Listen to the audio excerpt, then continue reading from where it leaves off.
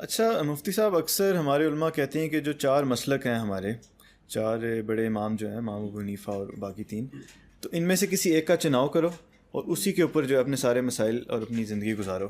تو اگر کوئی شخص جو ہے وہ ان چاروں کو فالو کرتا ہے اور ہر مسئلے پہ چاروں کی رائے سنے اور جس کی دلیل اس سے مضبوط لگے اس کو وہ فالو کرے، تو اس میں کوئی حرج ہے؟ چاروں میں سے جس کی دلیل اس کو مضبوط لگے۔ عوام جو ہے نا، عوام ایک عامی آدمی جو ان مجتہدین کے مقام کو نہیں پہنچا، اس عامی آدمی کا یہ کہنا کہ مجھے اس میں ان کی دلیل صحیح لگ رہی ہے، یہ کہنا ہی کل عدم ہے۔ یعنی ایک ایسا ہے جیسے ایک پلمبر یا ایک میکینک جو ہے، وہ ایک ڈاکٹروں میں سے دو ڈاکٹروں کی رائے میں فیصلہ کر رہا ہو جو بڑے محقق ہیں، جس مسئلے میں وہ دو ڈاکٹر متفق نہ ہو سکیں، اور وہ امپائر بن کے کہہ رہا ہو کہ ایکچولی یہ جو ڈاکٹر ہے نا یہ زیادہ صحیح کہہ رہا ہے، تو یہ اپنی اوقات سے بہت بڑی بھی بات ہوگی۔ یہ جو چاروں امام ہیں یہ تابعین تبع تابعین کے دور کے ہیں، بہت بڑا مقام ہے ان کا۔ آپ ان کی سیرت پڑھیں، ان کے پاس احادیث بھی تھیں، اور ان کے پاس حدیثیں ایسے نہیں ہیں جیسے ہمارے پاس کہ لمبی لمبی سندیں۔ کسی کے پاس 2-3 سندوں کے ساتھ نبی تک حدیث پہنچتی تھی، کسی کے پاس 2 سندوں کے ساتھ، اور یہ صحابہ تابعین تبع تابعین کو نمازیں پڑھتے ہوئے دیکھ رہے تھے۔ یعنی جتنے بھی چاروں یہ جو ائمہ ہے نا، امام حنیفہ کوفہ تھا حضرت علی رضی اللہ تعالیٰ عنہ کی خلافت کا مرکز، اور عبداللہ بن مسعود کا قرآن کا علم، حدیث کا علم کوفہ میں بہت زیادہ تھا۔ آپ جتنے محدثین دیکھیں گے جب وہ حدیث نقل کرتے ہیں تو زیادہ تر اس میں راوی کوفہ کے ہوتے ہیں۔ امام بخاری کہتے ہیں میں حدیث کا علم حاصل کرنے کے لیے دمشق اتنی دفعہ گیا، مدینہ اتنی دفعہ گیا، فلاں جگہ اتنی دفعہ، کوفہ اتنی دفعہ گیا کہ میں شمار نہیں کر سکتا۔ تو علم کا مرکز ہے، صحابہ تابعین تبع تابعین نمازیں پڑھ رہے ہیں، تو ان ائمہ نے ان کا علم جو ہے مشاہدے پر مبنی ہے۔ ان کے لیے حدیث کے صحیح اور ضعیف ہونے کا فیصلہ کرنا بہت آسان تھا۔ پھر امام شافعی رحمہ اللہ تعالیٰ، وہ امام حنیفہ کے شاگرد، امام محمد کے شاگرد ہیں، تو ان کا بھی 2-3 سلسلوں کے بعد جا کے سلسلہ مل جاتا ہے رسول اللہ صلی اللہ علیہ وسلم تک، اور قریشی ہاشمی بھی ہیں امام شافعی۔ امام احمد بن حنبل امام شافعی کے شاگرد ہیں، امام مالک ان تینوں کے استاذ ہیں، اور تابعین کو دیکھ رہے ہیں اپنی آنکھوں سے امام مالک۔ تو یہ اتنا مضبوط ان لوگوں کے پاس علم تھا، اور ان کے پاس احادیث تھیں، 1-2 سندوں کے ساتھ ان کے پاس حدیث پہنچ رہی تھیں۔ انہوں نے بحث مباحثہ کر کے جن مسائل پر اتفاق ہونا تو ان پر اتفاق ہو گیا۔ اب جن مسائل میں اختلاف ہوا ہے نا، تو ایک عقل کی بات یہ ہے کہ اتنے بڑے ائمہ جن مسائل میں اتفاق نہ کر سکے تو اس کو اختلافی ہی چھوڑ دینا چاہیے۔ اس میں یہ کہنا کہ ایک عامی آدمی 15ویں صدی کا بندہ اٹھ کے یہ کہے گا کہ اس میں فلاں کی رائے صحیح ہے، فلاں کی رائے صحیح نہیں ہے، یہ کہنے کا اعتبار نہیں ہے۔ تو اس لیے اس کا نقصان یہ ہوگا کہ ایک عام شخص جب اٹھے گا نا، تو میں جیسے ایک واقعہ سناتا ہوں نا، ایک اہل حدیث کا میرے پاس فون آیا۔ بعض مسائل ایسے ہیں جو واقعات سنانے سے حل ہو جاتے ہیں۔ ایک اہل حدیث کا میرے پاس فون آیا اور کہنے لگا کہ میں ایک لڑکی سے نکاح کرنا چاہتا ہوں، اس کے ابا راضی نہیں ہیں۔ لاہور سے فون آیا، مجھے لگا کہ یار یہ اہل حدیث ہے۔ میں نے کہا آپ کس مسلک کو فالو کرتے ہیں؟ آپ اہل حدیث ہیں؟ کہتے ہیں ہاں میں اہل حدیث ہوں۔ تو میں نے کہا اہل حدیث کے یہاں ایسا نہیں ہوتا۔ وہ اس حدیث سے استدلال کرتے ہیں ایما امرأۃ نکحت بغیر اذن ولیہا فنکاحها باطل باطل باطل۔ وہ کہتے ہیں بھئی نکاح باطل ہے تو آپ نہیں کر سکتے۔ کہہ رہے ہیں اہل حدیث میں قرآن حدیث کو مانتا ہوں۔ یہ ہوگا فیوچر میں، ہر آدمی اپنی خواہشات کی خاطر کبھی ابو حنیفہ کے قول کو لے رہا ہوگا، کبھی شافعی کے قول کو لے رہا ہوگا۔ یعنی اس کی ایک ایسی مثال ہے، امام ابن تیمیہ نے بڑی پیاری مثال لکھی ہے کہ امام شافعی کی رائے یہ ہے کہ اگر گواہ نکاح میں عادل نہیں ہے، یعنی پرہیزگار گواہ نہیں ہے، تو نکاح ہی منعقد نہیں ہوتا۔ وہ 2 گواہ جو نکاح میں ہونے چاہیے نیک پرہیزگار ہونے چاہیے۔ تو ایک آدمی نے شادی کی اور اس نے کہا چونکہ امام حنیفہ کے نزدیک عادل ہونا شرط نہیں ہے، چرسی ہیروئنچی بھی چلتے ہیں گواہ میں، مسلمان ہونا بس ضروری ہے۔ چرسی ہیروئنچی گواہ لا کے بٹھا دیے اور نکاح ہو گیا۔ اب کل کیا ہوتا ہے، وہ 3 طلاقیں دے دیتا ہے۔ اب 3 طلاقیں دے دی ہیں تو اب دوبارہ نکاح نہیں کر سکتا، نہ امام شافعی کے نزدیک کر سکتا ہے نہ ابو حنیفہ کے نزدیک۔ تو کہتا ہے یار چونکہ امام شافعی کی رائے میں تو میرا نکاح ہوا ہی نہیں تھا، گواہ عادل تھے ہی نہیں، تو جب نکاح ہی نہیں ہے تو بیوی نہیں ہے، بیوی نہیں ہے تو 3 طلاقیں بھی نہیں ہیں، تو میں امام شافعی کی رائے نا مجھے قرآن حدیث سے بہت زبردست دوبارہ سے لگ رہی ہے، میں دوبارہ نکاح کروں گا۔ تو علماء نے اپنے اپنے زمانوں میں یہ چیز دیکھی ہے ہوتے ہوئے، ایک پریکٹیکلی ایک چیز نظر آئی ہے اس لیے صدیوں سے علماء اس پہ فتویٰ دیتے آئے ہیں بھائی یہ چاروں مسلک ٹھیک ہیں، قرآن و سنت کے مطابق ہیں، اور ان بڑے بڑے ائمہ نے پورا زور لگایا ہے قرآن و سنت کی ریسرچ پہ. زور لگانے کے بعد انہوں نے ایک فقہ کو مرتب کیا اور پوری امت اس پہ جمع ہو گئی ہے.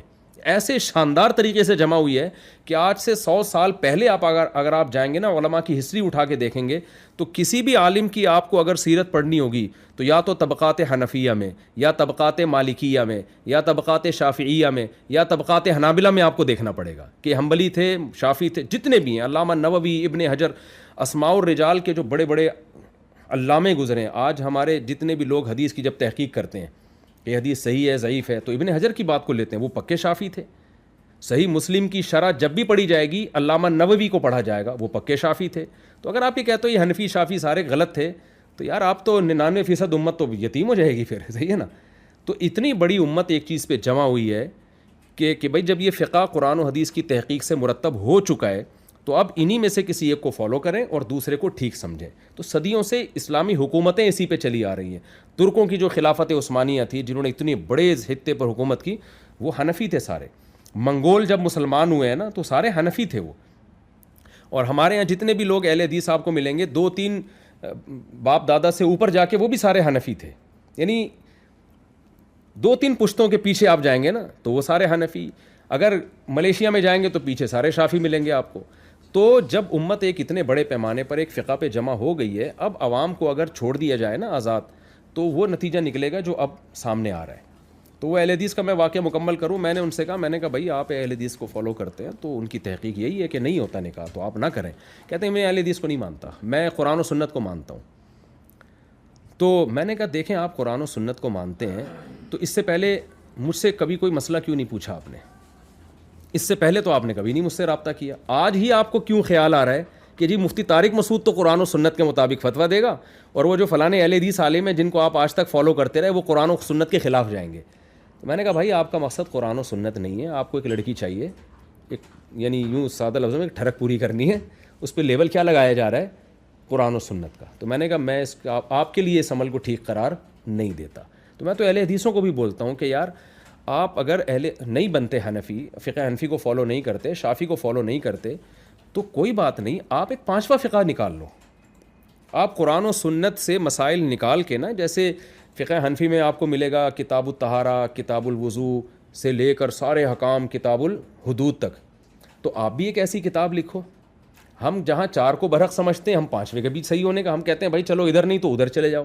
لیکن آپ کا کوئی فقہ مرتب ہی نہیں ہے، آپ کہتے ہیں ہم ڈائریکٹ قرآن و سنت کو فالو کرتے ہیں. بھائی آپ کریں فالو لیکن اس کو ریٹن فارم میں تو لے کر آئے نا. کوئی لا دنیا میں ریٹن فارم کے بغیر چل سکتا ہے کیا؟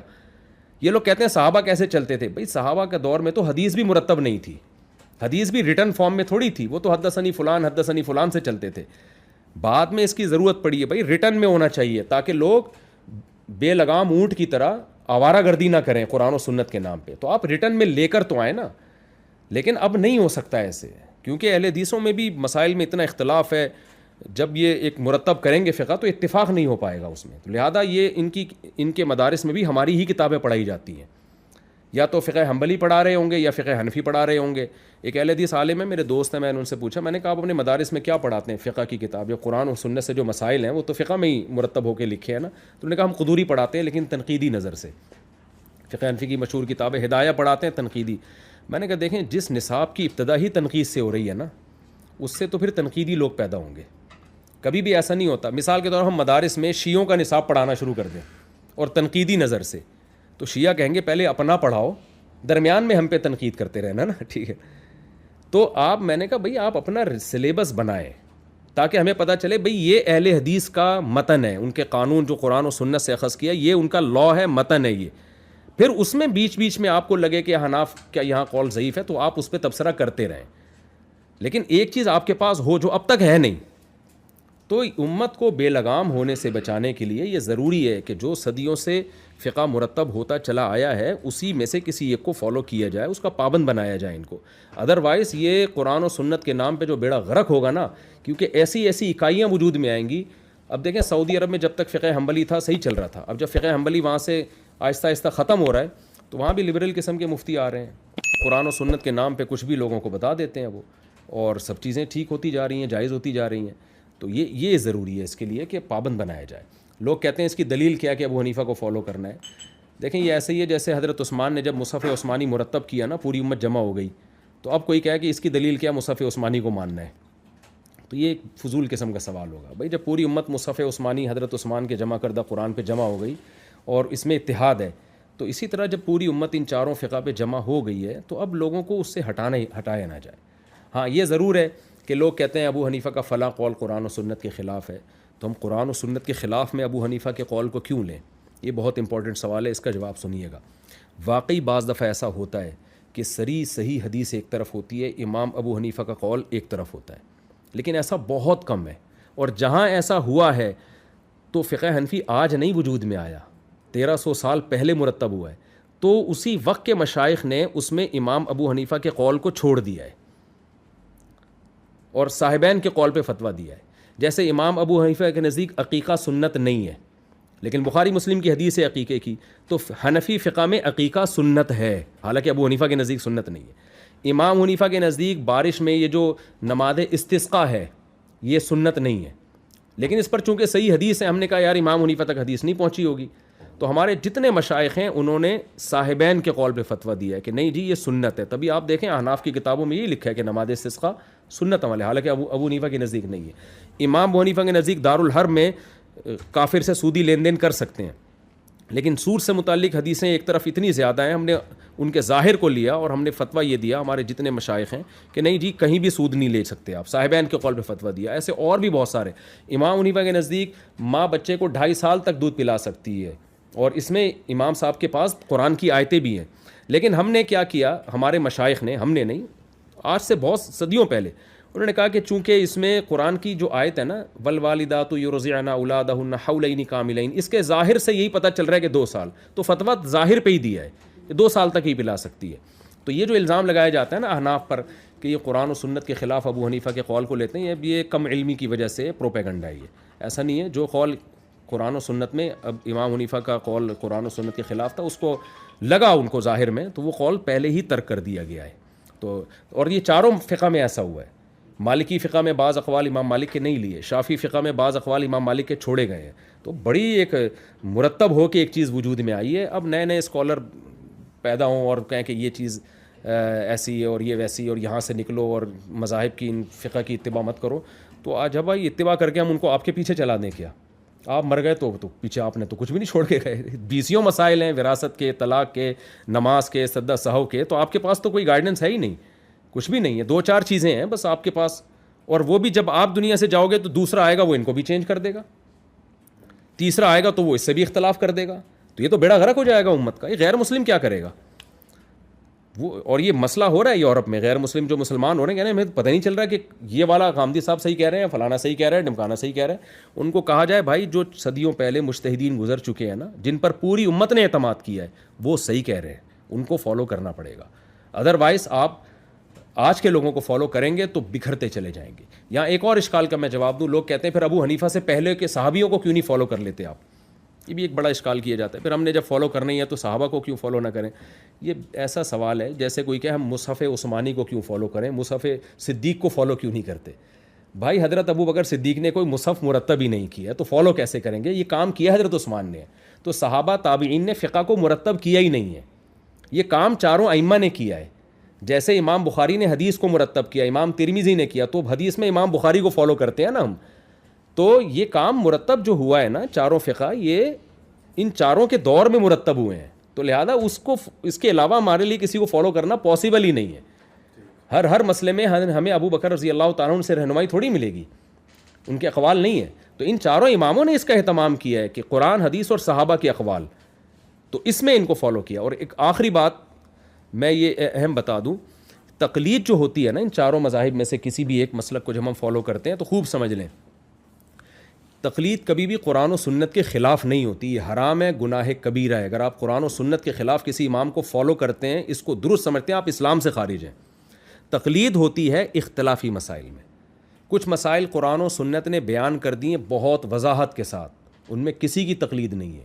5 نمازیں فرض ہیں, رمضان کے روزے ہیں, روزوں کے اوقات ہیں, اور اس طرح کے بے شمار مسائل ہیں. تقلید ہوتی ہے ان مسائل میں جہاں حدیثیں دونوں طرف ہیں. یا ایک طرف قرآن ہوگا ایک طرف حدیث ہوگی. تو مجتہدین کا اختلاف بھی انہی مسائل میں ہوا ہے. اب چونکہ دونوں طرف حدیثیں ہیں, دونوں طرف دلائل ہیں, تو اس میں اب ایک رائے ہو نہیں سکتی. جیسے بنو قریظہ کی حدیث ہے, نبی صلی اللہ علیہ وسلم نے, بخاری مسلم کی حدیث ہے, آپ صلی اللہ علیہ وسلم نے صحابہ کو بھیجا کہ بھئی تم جاؤ اور جب تک بنو قریظہ نہ پہنچ جاؤ اس وقت تک تم نے عصر کی نماز نہیں پڑھنی. صحابہ بنو قریظہ جانے لگے, راستے میں عصر کی نماز قضا ہونے لگی. اب صحابہ میں اختلاف پیدا ہو گیا. وجہ کیا ہے؟ حدیث یہ کہہ رہی ہے نماز نہیں پڑھنی, قرآن کیا کہہ رہا ہے؟ عصر کی نماز تمام نمازوں سے زیادہ امپورٹنٹ ہے. اب دلائل میں تعارض ہو رہا ہے کہ نہیں ہو رہا؟ بعض صحابہ نے کہا بھئی ہم نے تو نبی کی حدیث کو دیکھنا ہے کہ نبی نے تو ہمیں کہا ہے کہ نہیں پڑھنی. دوسرے صحابہ نے کہا بھئی حدیث کا مطلب یہ نہیں ہے, نبی کوئی عالم الغیب تو نہیں ہے نا کہ ان کو پتہ ہو کہ آپ نماز قضا ہو جائے گی. آپ صلی اللہ علیہ وسلم تو یہ سمجھ رہے تھے کہ مقام پہ پہنچ کے, تو ان کا مقصد حدیث کو رد کرنا نہیں ہے, قرآن کی آیت کی وجہ سے ہی حدیث میں تعویل کر رہے ہیں. تو جن کا خیال یہ تھا کہ پڑھنی ہے انہوں نے پڑھ لی, جن کا خیال یہ تھا نہیں پڑھنی انہوں نے نہیں پڑھی. دونوں حدیث کو فالو کر رہے ہیں لیکن حدیثوں کی تشریح دونوں کی نظر میں الگ الگ ہے. تو نبی نے کسی کو بھی ملامت نہیں کی. تو چاروں اماموں میں جو اختلاف ہوا ہے نا, ان مسائل میں اختلاف ہوا ہے جہاں دلائل دونوں طرف تھے. تو ایک نے ایک حدیث کو لیا دوسرے میں تعویل کی, دوسرے نے دوسری کو لیا پہلی میں تعویل کی. تو ان چاروں اماموں کا کوئی بھی ایسا قول جس پہ فتویٰ دیا جاتا ہے, فتویٰ ان مذاہب میں, ان مسلکوں میں, ان میں کوئی بھی ایسا قول نہیں ہے جس قول پر کسی کے پاس سرے سے کوئی دلیل ہو ہی نہیں. یہ بالکل غلط ہے. اگر کوئی کہتا ہے نا تو وہ غلط بولتا ہے, وہ کم علمی کی بیس پہ ایسی بات کر رہا ہوتا ہے. تو اس لیے ان مسائل میں کی جاتی ہے جو اختلافی ہیں. مسقط میرا بہت آنا جانا ہوتا ہے, وہاں میں دیکھ رہا ہوں کوئی رفع الیدین کر رہا ہے, کوئی یہاں ہاتھ باندھ رہا ہے, کوئی زور سے آمین, کوئی آہستہ آمین. مجال ہے کوئی کسی کو چھیڑے. بھائی یہ کون ہے؟ بھئی یہ شافعی ہیں, امام شافعی کے فالوورز ہیں. چلو بھئی ٹھیک ہے یار, یہ بھی میں تو شوافع میں رہا ہوں 20-25 سال. مجھے نہیں یاد کہ میں نے کبھی کسی شافعی کو کہا ہو کہ تم نے زور سے آمین کیوں کہی اور تم نے رفع الیدین کیوں کیا, اور کبھی انہوں نے ہم پہ طنز کیا ہو کہ تم نے رفع الیدین کیوں نہیں کیا اور آہستہ آمین کیوں کہا.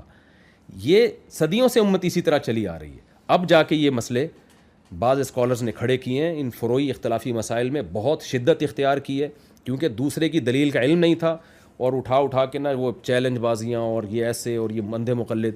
تو یہ کوئی میں سمجھتا ہوں امت کی خیر خواہی کا کام نہیں ہے. امت کی خیر خواہی اسی میں ہے کہ جو فقہ صدیوں سے مرتب ہو کے چلا آ رہا ہے, اسلامی عدالتیں اس پہ چلی ہیں.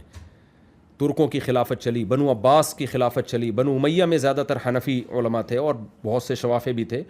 تو جب سے یہ فقہ مرتب ہوا ہے نا, اس کے بعد سے پھر انہی فقہ ہی پر حکومتیں چلی ہیں تاکہ عوام ایک قانون کی اور ضابطے کی پابند رہے, اور اسلامی عدالتوں کے ججز بھی اس کے پابند رہیں. ورنہ جج کو اگر چھوڑ دیا جائے تو اس جج کا قرآن حدیث الگ ہوگا, اس کا الگ ہوگا, اس کا الگ ہوگا, اس کا الگ ہوگا. وہ 3 طلاق کو 1 کہہ رہا ہوگا, وہ 3 کو 3 کہہ رہا ہوگا, وہ کچھ اور کہہ رہا ہوگا, وہ تو یہ میرے بھائی ایک ارتداد پھیلے گا, اس سے اور کچھ بھی حاصل نہیں ہوگا. اچھا, جیسے آپ نے بتایا کہ امام ابو حنیفہ کے کچھ ایسے کال تھے جو بالکل اپوزٹ تھے, تو ان کے شاگردوں نے اس چیز کو نکال دیا, تو کیا ابھی بھی گنجائش ہے کہ فقہ حنفی کے اندر اس کو مزید اپڈیٹ کیا جائے؟ دیکھیں 1400 سال میں جو چیز اپڈیٹ ہو چکی ہے نا, اب 15ویں صدی میں کیا اپڈیٹ ہوگی؟ اس کا مطلب تو یہ اس میں نقص ہے. تو جو کام ہونا تھا وہ ہو چکا ہے. ہاں, اب یہ ہو سکتا ہے کہ کسی قول میں اگر ضرورت ہو, اجتماعی ضرورت, کہ بھئی ہم یہ سمجھتے ہیں کہ سوسائٹی کی ایک ایسی ضرورت ہے کہ اس میں فقہ حنفی پہ فتویٰ دینا پاسبل ہی نہیں ہے, تو پھر اس کو چھوڑا جا سکتا ہے. اور یہ بھی ہوتا رہتا ہے. جیسے ہندوستان میں جب خواتین بہت زیادہ گم ہونا شروع ہوئیں, گمشدہ ہوئی ہیں, تو فقہ حنفی میں تو یہ ہے کہ عورت شادی نہیں کر سکتی اگر شوہر گم جائے, جب تک شوہر کی موت کا یقین نہ ہو. اب اس بارے میں قرآن و سنت سے تو ہمیں کوئی ہدایت ملتی نہیں ہے. تو علماء نے دیکھا کہ اتنی عورتوں کے شوہر گم ہو رہے ہیں, کوئی 2-4 تو ہے نہیں, تو زنا کی طرف جائیں گی. تو ہندوستان ہی میں ہمارے اکابر علماء نے یہ کیا کہ بھئی امام مالک کا قول لیا جائے اس پہ. امام مالک کا نزدیک یہ کہ 4 سال عورت انتظار کر کے کورٹ میں کیس کرے اور عدالت اس کے نکاح کو ختم کر دے. تو یہ ہوا الحمدللہ. آج جتنے بھی دنیا بھر میں احناف ہیں وہ فتویٰ اسی پہ دیتے ہیں کہ امام مالک کا قول ہم اس میں لیں گے, اور اس کو جو ہے وہ فتویٰ دے دیا جاتا ہے.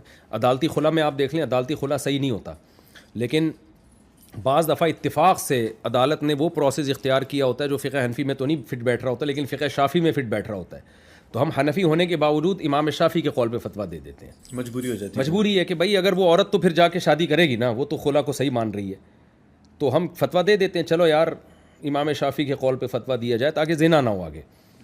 لیکن جہاں بن رہا ہو نا 99% تو عدالتی خلا میں کہیں کچھ کسی کے قول بن ہی نہیں رہا ہوتا. تو ایسا جمود ہمارے یہاں نہیں ہے جو الزام ہم پر لگتا ہے کہ حناف چھوڑتے نہیں ہیں. ایسا نہیں ہے, جہاں ضرورت ہوتی ہے وہاں چھوڑ دیتے ہیں. میں نے دیکھا ہے ہمیں اندھا مقلد کہا جاتا ہے اور ہمیں کہا جاتا ہے یہ بڑے ڈھیٹ ہوتے ہیں, لیکن میں آپ کو بتاؤں آپ جو ان احناف اور شوافے اور یہ جو ان فقہ کو فالو کرتے ہیں نا, یہ بہت براڈ مائنڈڈ ملیں گے آپ کو. ان کی مخالفت کرنے والے آپ کو بڑے ڈھیٹ ملیں گے, وہ نہیں چھوڑتے زمین آسمان ادھر سے ادھر ہو جائے. یہ سب یہ مان لیں گے کہ بھائی دلیل اس کے پاس بھی ہے, اس کے پاس بھی ہے, لیکن میں نے دیکھا جو ان پہ اعتراضات کرتے ہیں نا وہ اپنے سوا کسی کو مانتے ہی نہیں ہیں. تو لیبل اور نعروں پہ نہیں جانا چاہیے کہ نعرہ کون کیا لگا رہا ہے, اس میں گھس کے دیکھنا چاہیے کہ پریکٹیکلی کیا ہو رہا ہے, پریکٹیکلی کیا ہو رہا ہے. ہم تو حرم میں امام حرم کے پیچھے 1 رکعت وطر پڑھتے ہیں, حالانکہ ہمارے پاس 3 رکعت وطر کے بہت مضبوط دلائل ہیں.